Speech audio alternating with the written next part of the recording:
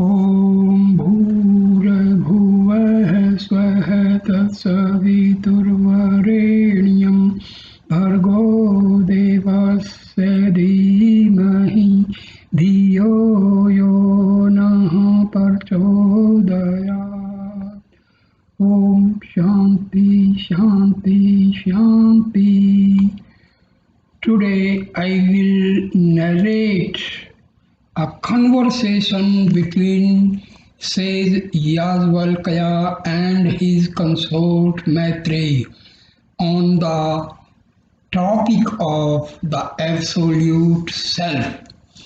Here, my dear friends, the absolute self is nothing but the soul, what we call as Atma. Remember, Atma and Brahma, there is no difference. Here we have to be very, very clear. God resides in our inner self.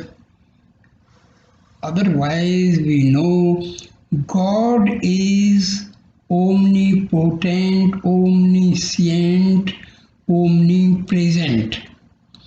So, I will start this conversation between sage Yajnavalkya and Maitreyi. The present section is a narration of the conversation that appears to have taken place in ancient times between the sage Yajnavalkya and his consort Maitreyi.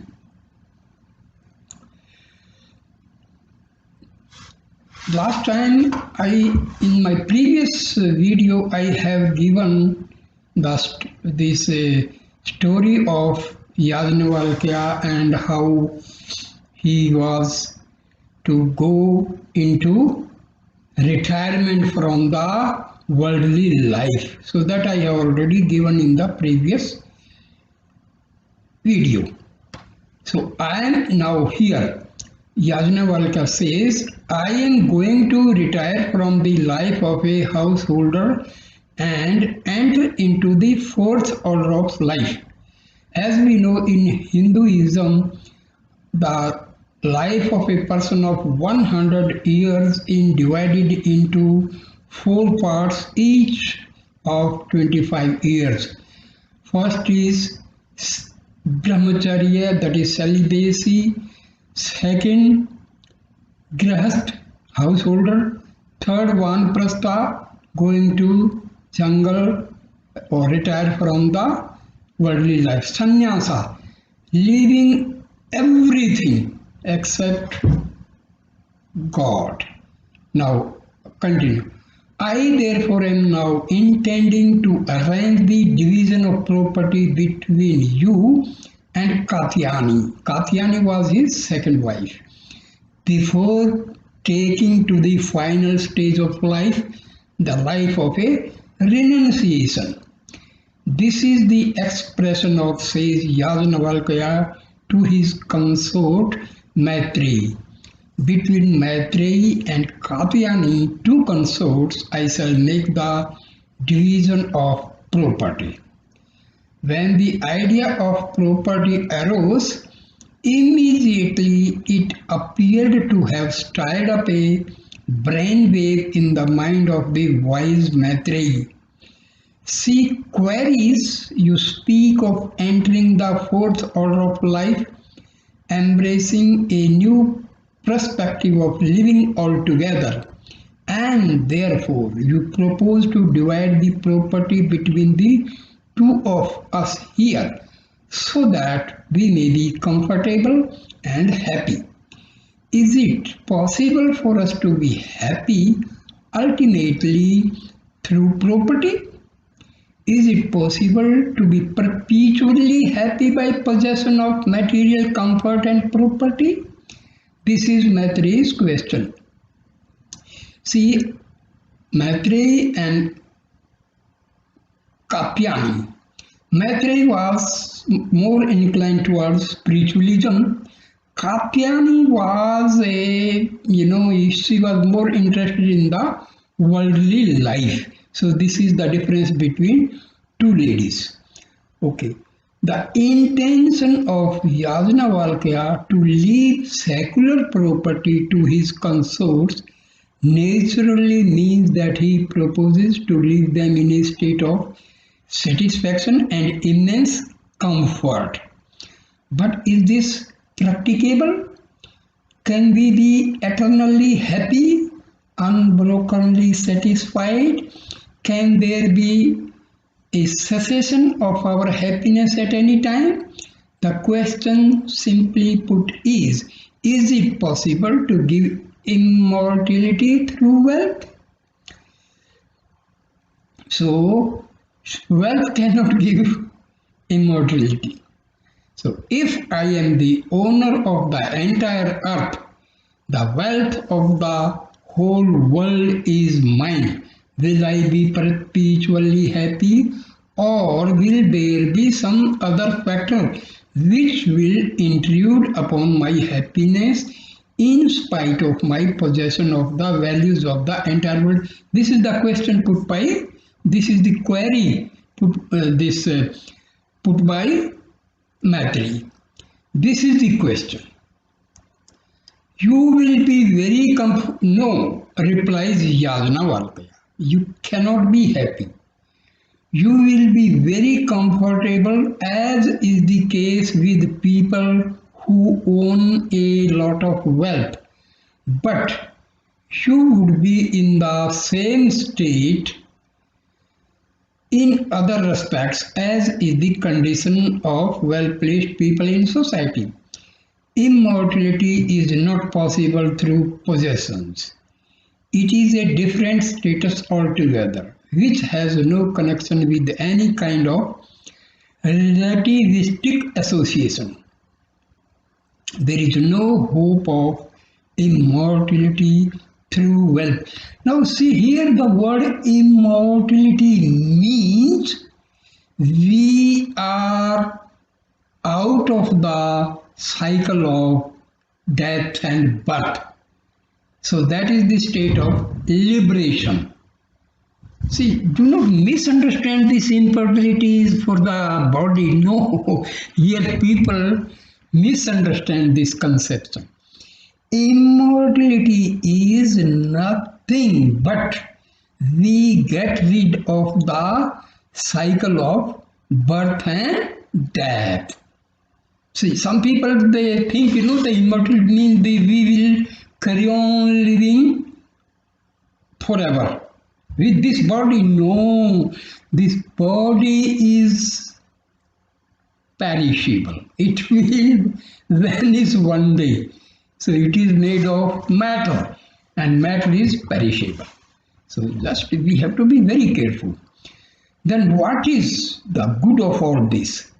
If one day death is to swallow me up and transiency is to overwhelm me, impermanence of the world is to threaten us, and if everything is to be insecure at the very start, if all that you regard as worthwhile is, after all, going to be a phantom, because it is not going to assure us as to how long it can be possessed, how it may not be taken away from us, and at what time we shall be dispossessed of all the status that we have in life. If this is the uncertainty of all existence, what good can accrue to me from this end that you are bestowing upon me as if it is a great value? So this is the doubt Maitreyi is having.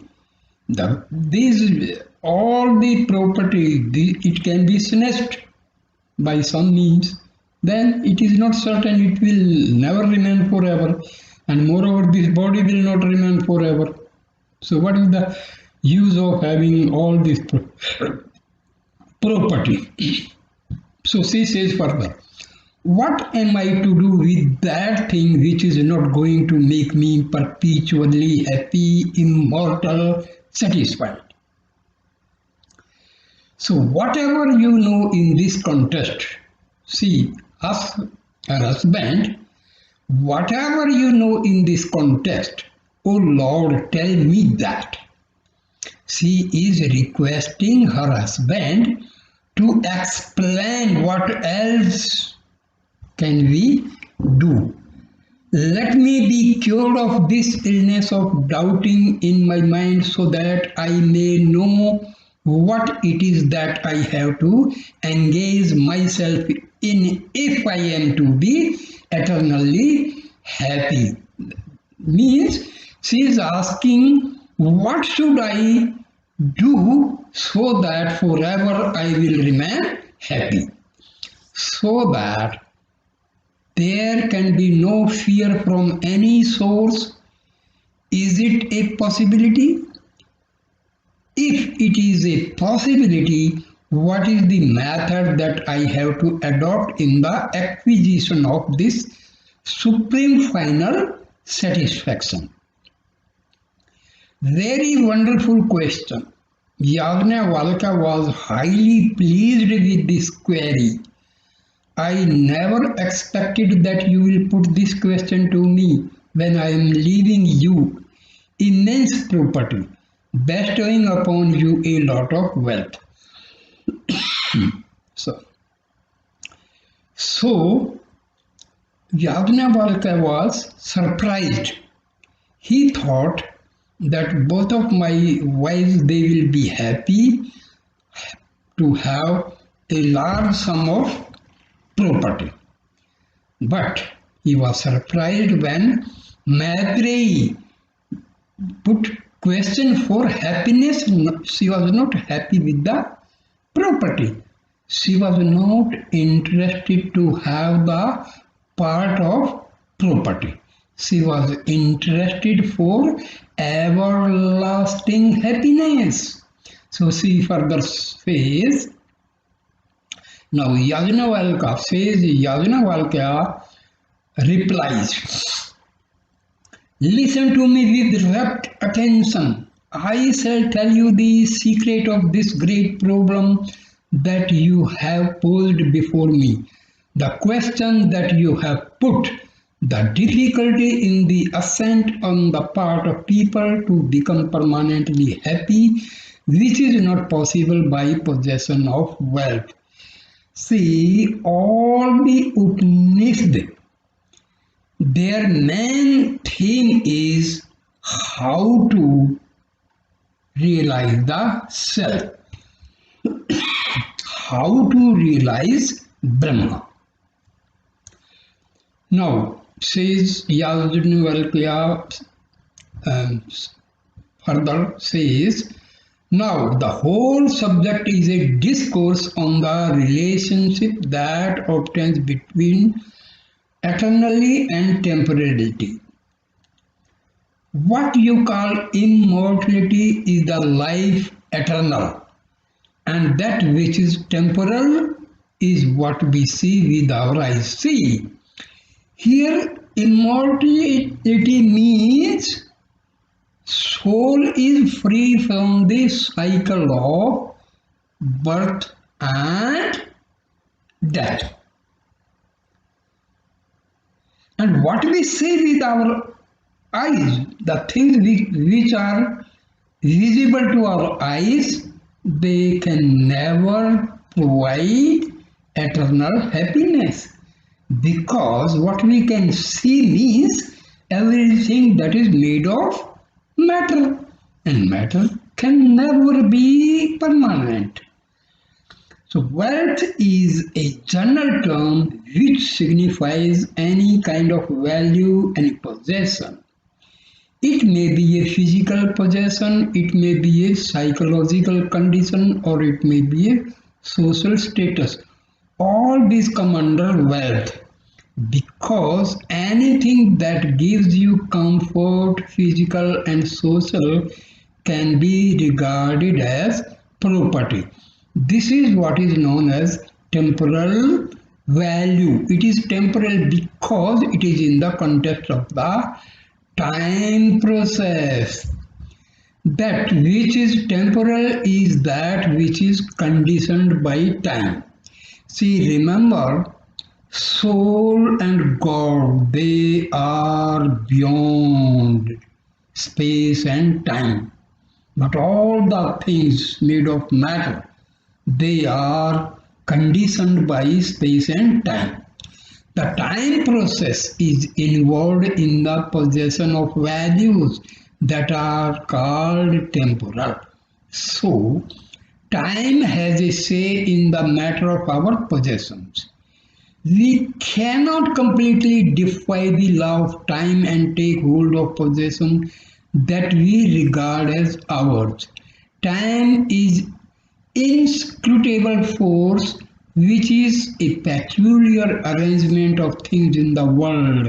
That arrangement is known as temporality. The arrangement of things is such in the temporal realm that things cannot be possessed by anyone. The idea of possession is a peculiar notion in the mind. You know very well how false the idea of possession is.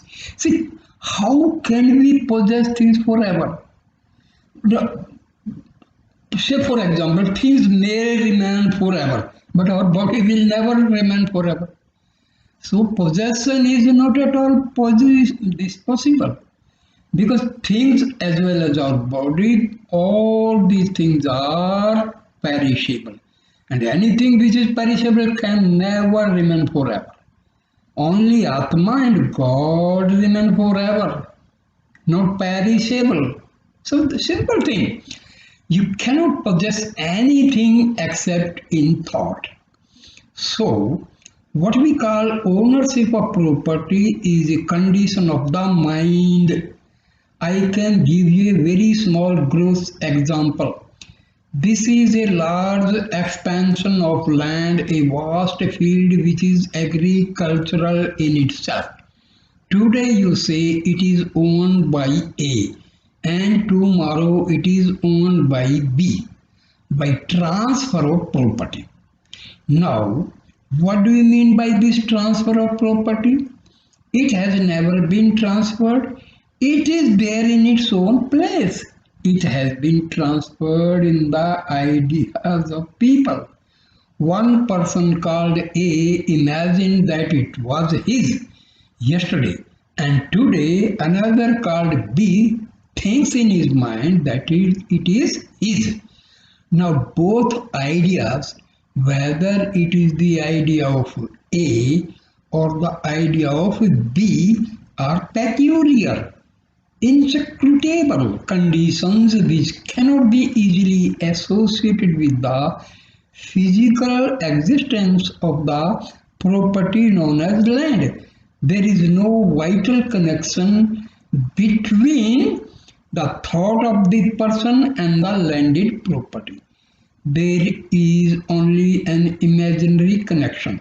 But the social arrangement of the idea of ownership is such that it appears to be well placed. There is an agreement among people that certain ideas should be accepted as logically valid. That is called temporal law. Man-made law is temporal law and it is valid as long as people who are concerned with it agree that is valid. But if it is not agreed upon, then the validity of that principle ceases. So, when the acceptance on the part of minds of people in respect of a principle called ownership ceases, then the ownership also ceases. For example, there is no ownership in a jungle. The beasts do not possess any property. Animals have no idea of ownership. They go anywhere at any time. Today the animal is in one place, tomorrow it is in another place, and we too live in a similar manner. We are in one place today and tomorrow in another place. The difference is we think in a particular manner, whereas animals think not in that manner. The whole question of ownership, or psychologically put, like or dislike, is a condition of the mind, which is an arrangement of psychological values agreed upon by a group of people who have decided that this should be the state of affairs. So you can imagine how artificial is the idea of ownership. Nobody can own anything unless it is agreed upon by the concerned people that this idea be accepted. If the idea is not accepted, then the ownership goes, because you cannot swallow the land or eat the property. It is there physically existent as something not mechanically related to you, but psychologically a phantom of your mind. This being the case, how can that bring permanent satisfaction? If a thing can be permanently possessed, you cannot be dispossessed of it.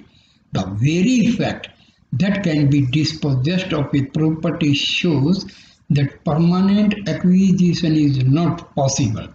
It is conditionally connected with you in a psychological manner, and it cannot be connected unconditionally. And what you call permanent happiness is unconditional existence independent of temporal relationship. That unconditional existence is not possible if it is in effect of a conditional arrangement. So, eternity, that is aspired after, which is what we know as immortality, is something trans-empirical and not conditioned by the process of time, and it has nothing to do with the ownership of property. You may possess or you may not possess. It is absolutely immaterial as far as the question of immortality is concerned, because immortality is not dependent upon connection of values external. It is a state of being as such. In order to inculcate the meaning of this great passage, Yajnavalkya tells us, this is a very long passage, all of which brings out the point that the connection which a mind has with any particular object is inscrutable. If it is taken literally, it has an esoteric, deep, profound significance. A mind cannot be really connected with an object if the object is externally placed outside the mind, because the mind and the object are dissimilar in their character. The object is physical, the mind is psychological, the mind is internal, the object is external. The mind is psychological and the object is physical. A connection between these two is unthinkable, and so all affections of the mind, positive or negative, are certain internal operations that occur within the mind and bear no real vital relation to objects outside. But why does it appear that they have some connection if the connection is not really there?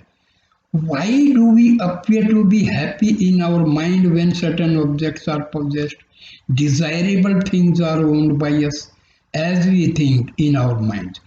What is the meaning of owning, possessing, enjoying, loving, etc.? What is the actual significance of this idea in the mind? Why is it that suddenly there is a surge of happiness in the mind when one feels there is a possession of desirable value? This happiness arises on account of a confusion in the mind. This is what the sage Yajnavalkya will tell us. This is a happiness which is tentatively the outcome of a transformation that takes place in the mind on account of an imagined connection of the mind with the object that is desired to and possessed. The happiness is not the condition of the object that is possessed. It is a condition of the mind. But that condition, which is the prerequisite of the condition of happiness, is made possible by a new notion that arises in the mind in respect of the object, which is a very intricate psychological point. Why does an idea arises in the mind? Why is it that you regard certain objects as lovable and others as otherwise? What is that makes a particular object desirable and acceptable and valuable and capable of becoming instrumental in creating this satisfaction in the mind? That is a very great secret. How is it possible that a particular imaginary connection of the mind with an externally placed object can become the source of happiness within this happiness on account of the presence of something else which the mind cannot cognize? And as long as the presence of this particular something is not recognized, there would be sorrow as an outcome, eventually or immediately as a result of this external relationship. This is a notion in the minds of people that happiness arises on account of the contact of the mind with desirable objects. That this is not true is a great point that is made out here. Happiness does not merely arise on account of the contact of the mind with an object which is desirable. For this purpose, another question may have to be answered. We shall leave aside for the time being the question as to how a desirable object becomes instrumental in creating satisfaction in the mind. Why does an object appear desirable at all is the primary question. Then only comes the question as to how it becomes instrumental in creating happiness. See, here happiness and pleasure, these are the things. Anything liked by mind, that is actually pleasure. Anything which is liked by soul, that is happiness. The very nature of our soul is happiness. That is known as bliss, anand. Because our soul is Sat Chit Anand, Satchidanand. That is existence, consciousness and bliss. So happiness is connected with soul and pleasure with the mind. This is the simple.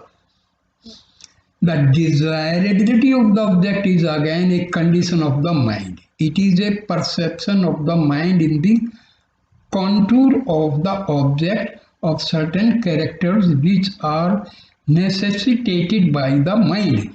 The mind is a pattern of consciousness. See, remember, in my other video I have explained how mind and our Atman connected.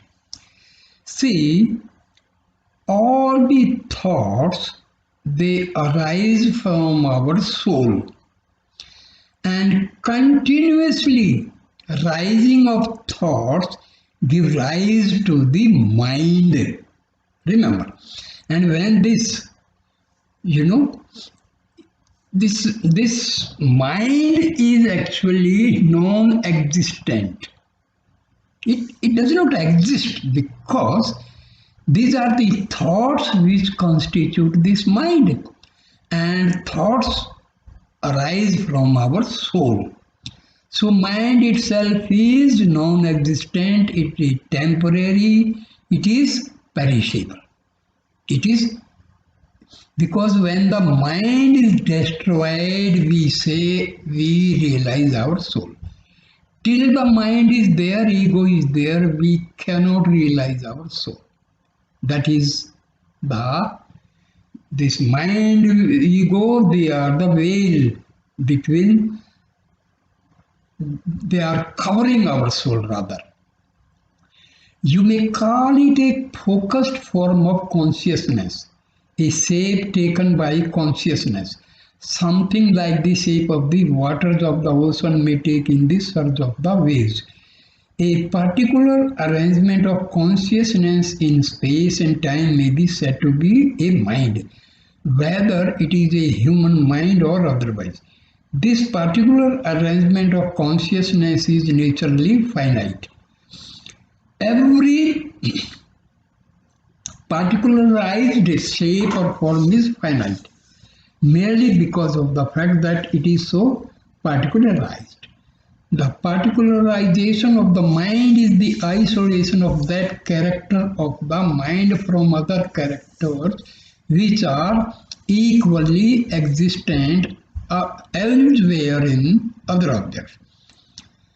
When I say there is such a thing called red, it means there can be other things which are not red. So, a particular state of mind becomes finite in its nature on account of other such conditions or different conditions being made possible. So, the finitude of the mind becomes a source of restlessness to the mind. Every restlessness is psychological and is due to a finitude felt in the mind.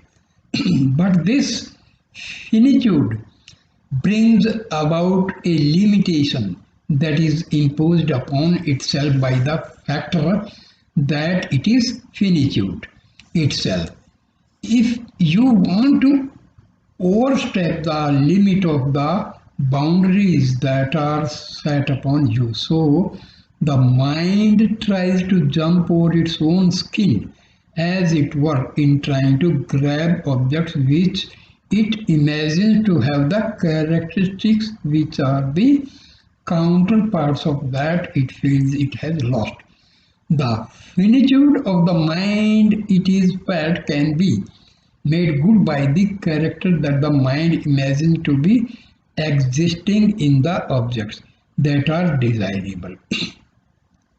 It imagines for certain reasons that a particular object or a particular group of objects or a certain set of circumstances are made in such a way that they have characters which are exactly the complement or supplement or the counterpart or the correlative of its own finitude.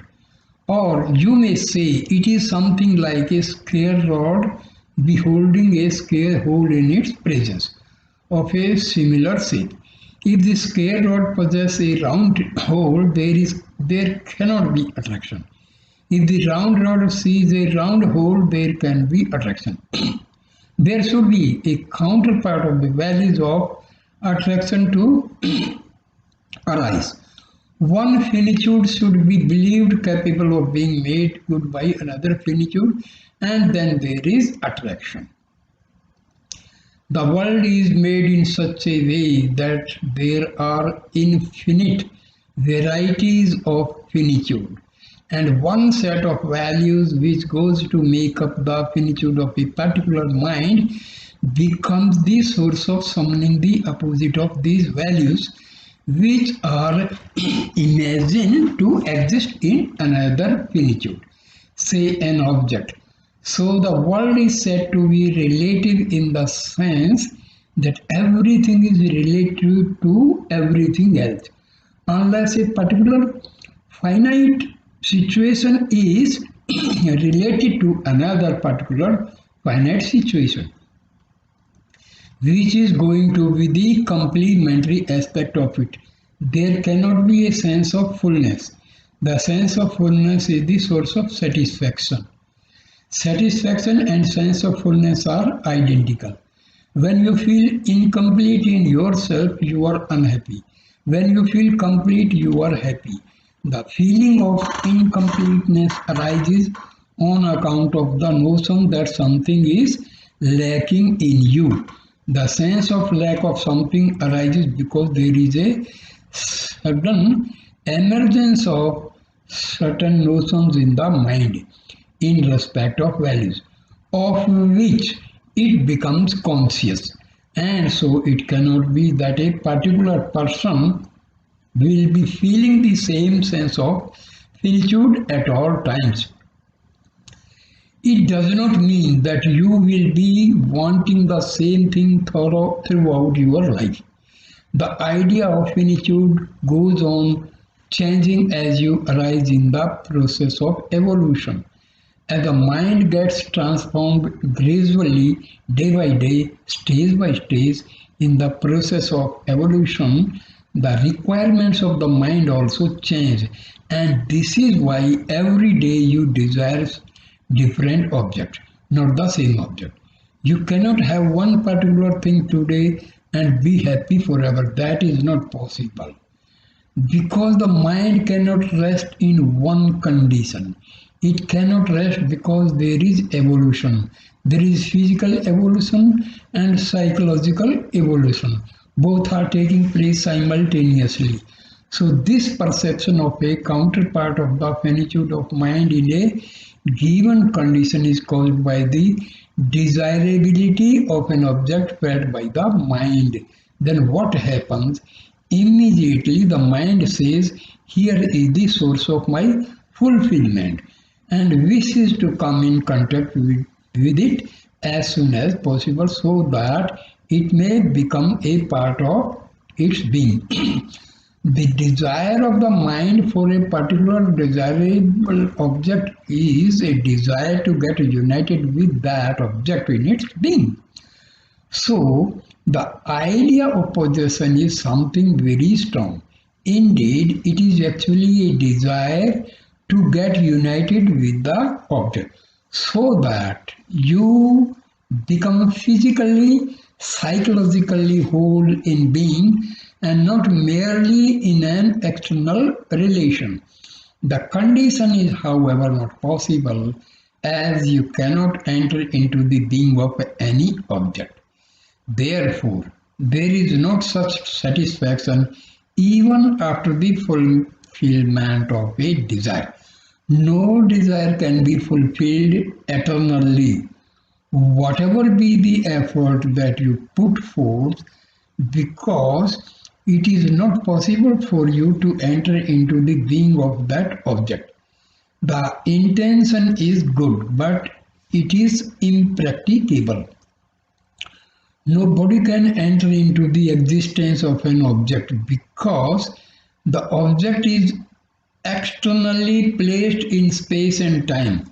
So it is a futile attempt on the part of the mind to enter into any object. Then there is a struggle on the part of the mind to possess the object. Become the object, make it a part of its being by assimilation of its being into its own. However, it is a fruitless attempt because the operation of space and time will prevent the entry of one into the other. That is why this world is a sorrow, and it shall be a sorrow. There shall be a perpetual effort on the part of people to grab objects and try to enjoy them, but they cannot enjoy them. There can only be a mere appearance of enjoyment, not real enjoyment.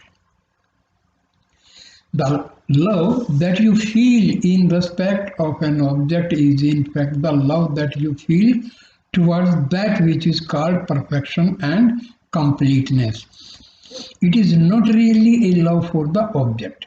You have thoroughly misunderstood the whole point even when you are clinging to a particular object as if it is the source of satisfaction. The mind does not want an object. If it wants completeness of being, that is what it is searching for. Thus, when there is a promise of the fulfillment that it seeks through the perception of an object that appears to be its counterpart, there is a sudden feeling that fullness is going to come, and there is a satisfaction even on the perception of the object, and there is an apparent satisfaction just by the imagined possession of it together with the yearning of actual possession. So, what is that you are asking for? You are not asking for any object or thing, you are asking for a condition of completeness in your being. So, my dear friend, says Yajnavalkya, nobody is dear. No object can be regarded as lovable or desirable. It is something else that you love and are asking for, but by a notion that is completely misconstrued. You believe that the object is loved. So, what you love is a completeness of being, which is reflected in the condition felt to exist between yourself and the object concerned. You must mark this point. What you love is only the condition that you imagine to be present in the state of the possession of the object. But that state can never be reached for the reason already mentioned. So nothing is dear in this world. What is dear is the condition which you intend to create or project in your own being by an imagined contact with the object. So not one person is dear in this world, but what is dear is that condition which is imagined to be present after the possession of that object or that relationship. Now, what are these objects? Every blessed thing. Yajnavalkya goes on with his exposition to Maitreyi. Neither the husband is dear to the wife, nor the wife is dear to the husband. What is dear is a condition which they try to bring about in their mind by that relation. The condition is always missed, and so the happiness expected never comes. After enumerating many things that are usually conceived as dear and desirable in this world, but which are actually not the source of real satisfaction to a person, Yajnavalkya says nothing external gives you happiness, because it is not the things alone that is the source of happiness, but something else which is always missing due to a confusion of thought. For the desire of the infinite, which is this self, everything appears to be desired. Here the word Atman is to be understood in the sense of the totality of being. It is the selfhood of all beings, a great subject which we have studied in detail in the 4th section of the 1st chapter. See, this conversation, it is in the Brihadaranyaka Upanishad. So it is part of Brihadaranyaka Upanishad. For the sake of this supreme absolute, which is the self of all things, you are unknowingly asking for things.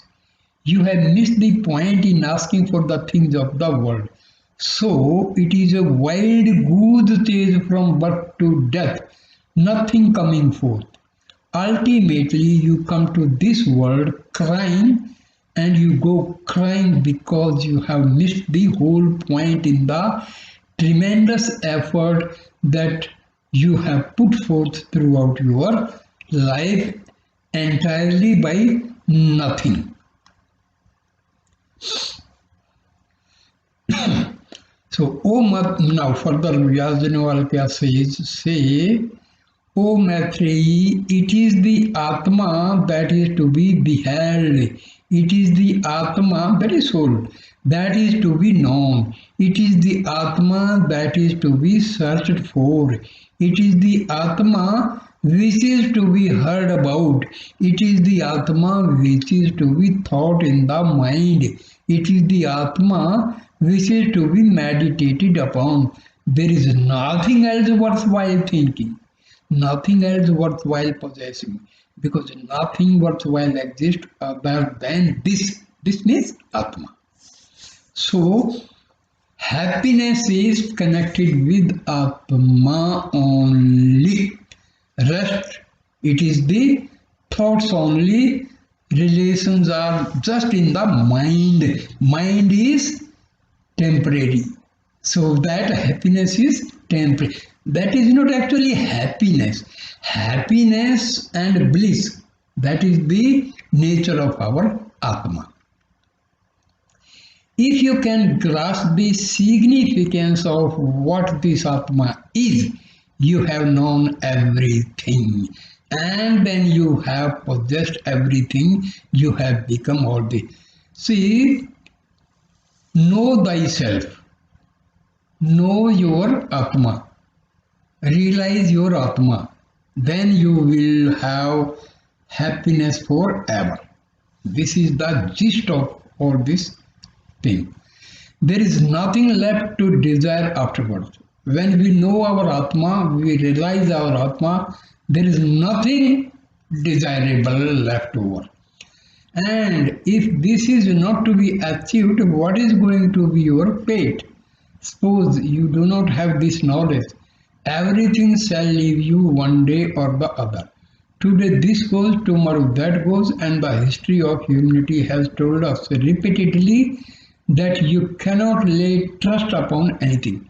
You have seen things coming and things going. Today it is there, tomorrow it is not there. You cannot know what will happen tomorrow and what will be the status and the state of things at any moment of life, time. Everything shall desert a person if he is bereft of this knowledge, because they are not a part of his being. How can they be with him all? See, the being, remember, being means Atma. Do not misunderstand being. The word being, that is Atma. That which is not you cannot be possessed by you. That which is not you really cannot be a property of yours. That which is not you cannot be with you always. Therefore, it shall leave you. But why do you cry if anything goes away and there is bereavement, loss, etc.? It is quite natural to lose them. It is exactly as things ought to be.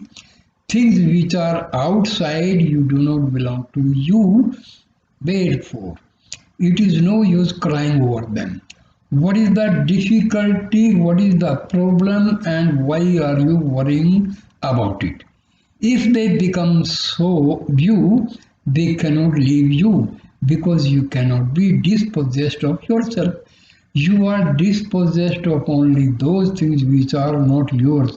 This point you must understand. Finally, the Upanishad says, here the Upanishad means Brihadaranyaka Upanishad. Everything shall leave you if you regard anything as other than you. It is a metaphysical point, a psychological theme, and a practical truth. You cannot forget this. Anything that is outside you cannot belong to you and cannot satisfy you, and it will leave you. So it shall bring you sorrow. It is a point which is eternally true. All things shall desert you, one day or the other. Even those things which you regard as dearest and nearest, most desirable and valuable, shall desert you and leave you.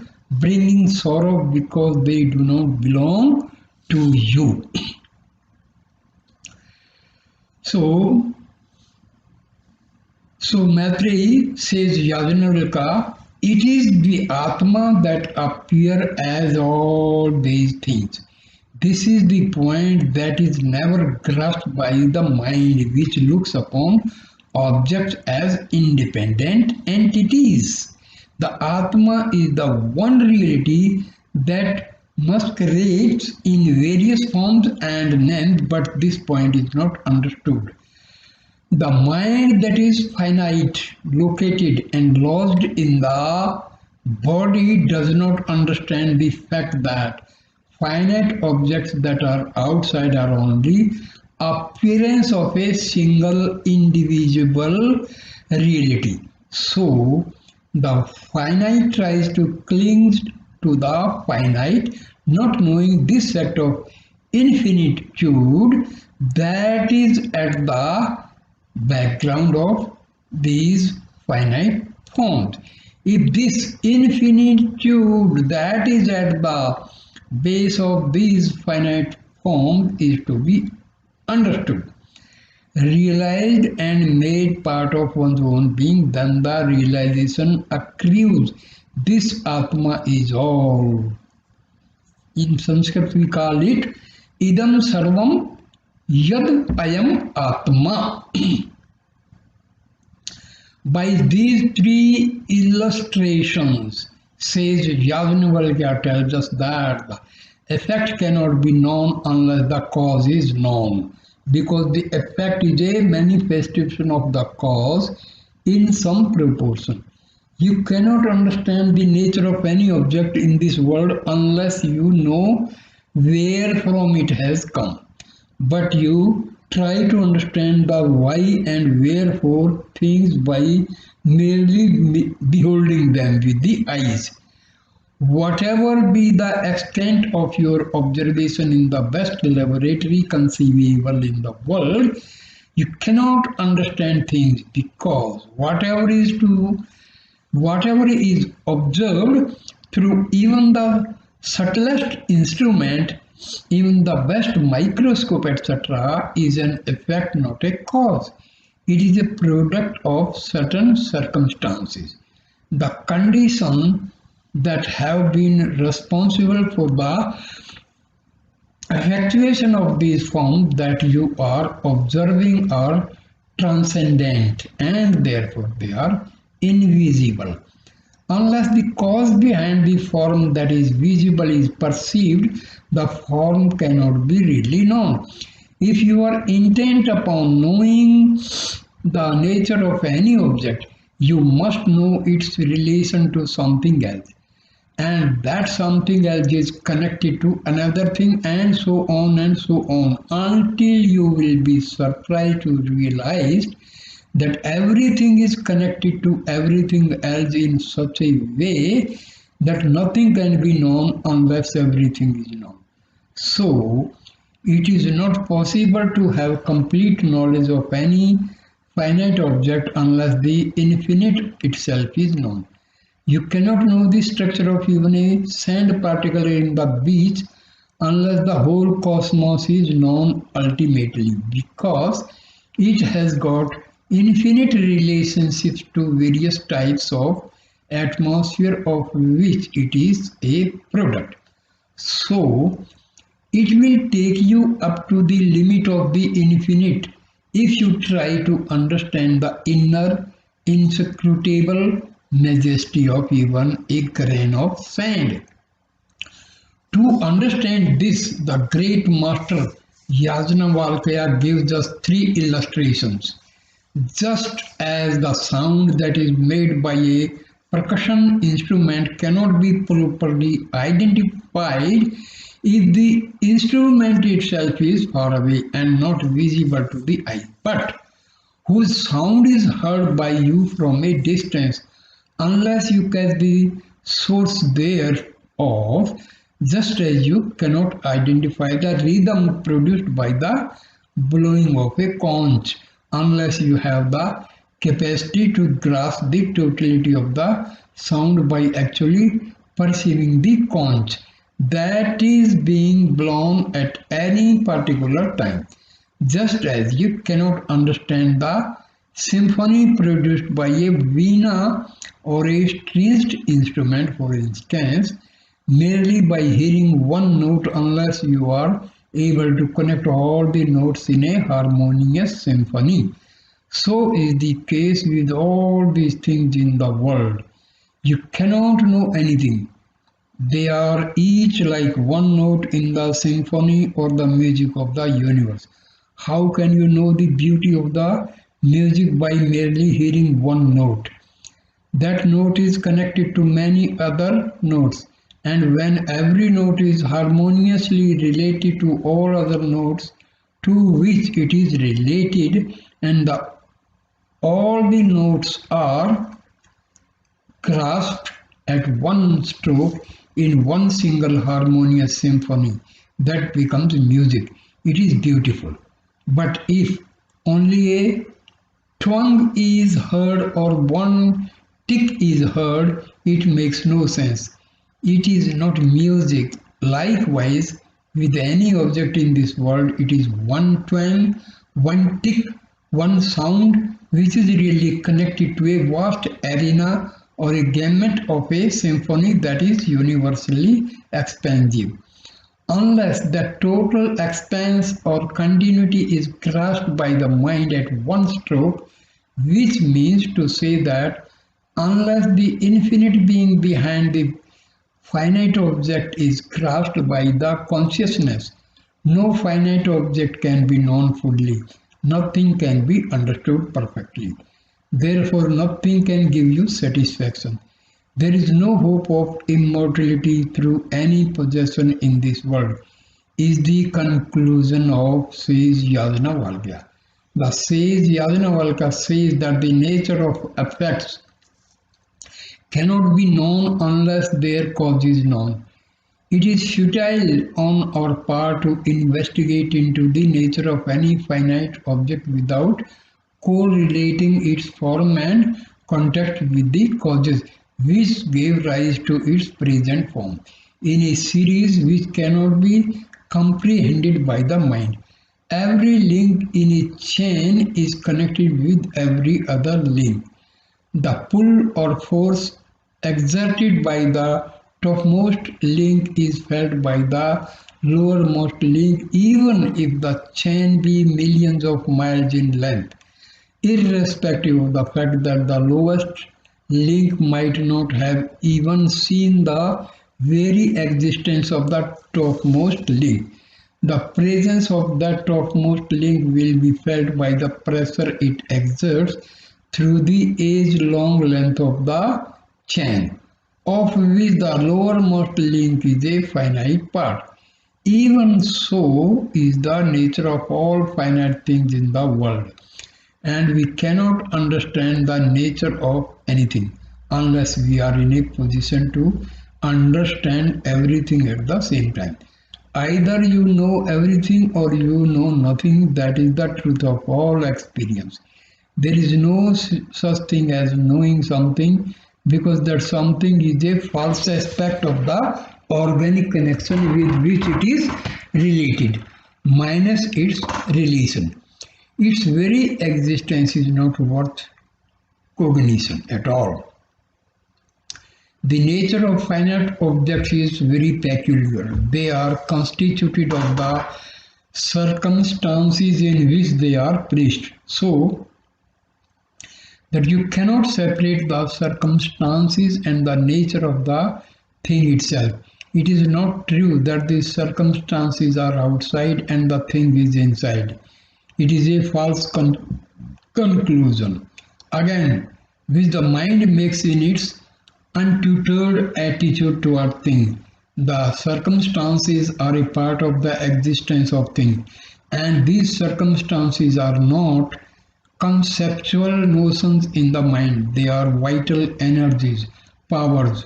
Even space is not an emptiness, as you know very well.